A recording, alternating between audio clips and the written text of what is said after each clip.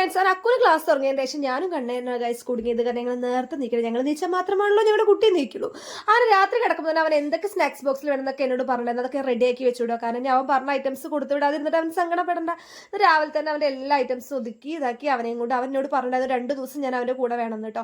അങ്ങനെ വന്നു. കാർ കയറിയപ്പോൾ ആള് കുറച്ച് സാഡായിരുന്നു. അപ്പോൾ അവനെ ഹാപ്പി ആക്കാൻ വേണ്ടി ഡാഡിയും ഞാനും ഓരോന്നൊക്കെ പറയുന്നുണ്ടായിരുന്നു കേട്ടോ ഗൈസ്, അവനെ ഹാപ്പി ആക്കാൻ വേണ്ടിയിട്ട്.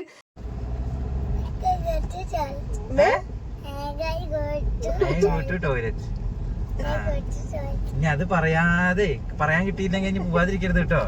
മലയാളത്തിൽ പറഞ്ഞാ മതിയേ കേട്ടോ. മാം എനിക്ക് അപ്പിടാൻ മുട്ടുന്നുണ്ട് കേട്ടോ. ടു ഇങ്ങനെ കാണിച്ചാലും മതി കേട്ടോ. മാം ഇംഗ്ലീഷ് തപ്പി കഷ്ടപ്പെടണ്ട. എന്താ മുട്ടിരിക്കുന്ന സമയത്ത് ഇപ്പൊ ഇംഗ്ലീഷ് കിട്ടും അവർക്ക്.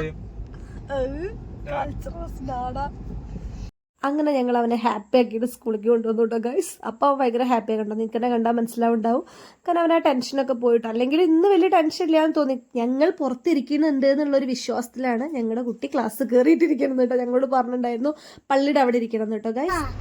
1 2 3 ചെക്കന്മാരല്ലോ, വേറെ ഒന്നുമില്ല. 1 ഞാന്, 2 ശരി വേറെ ഏതാ കുട്ടി, 3 വേറെ ഏതാ ചെക്കൻ, 3 ചെക്കന്മാരല്ലോ. പിന്നെ എല്ലാ പെണ്ണുങ്ങളാ പെണ്ണുങ്ങള് മതിയായി പെണ്ണുങ്ങളെ കണ്ടിട്ട്.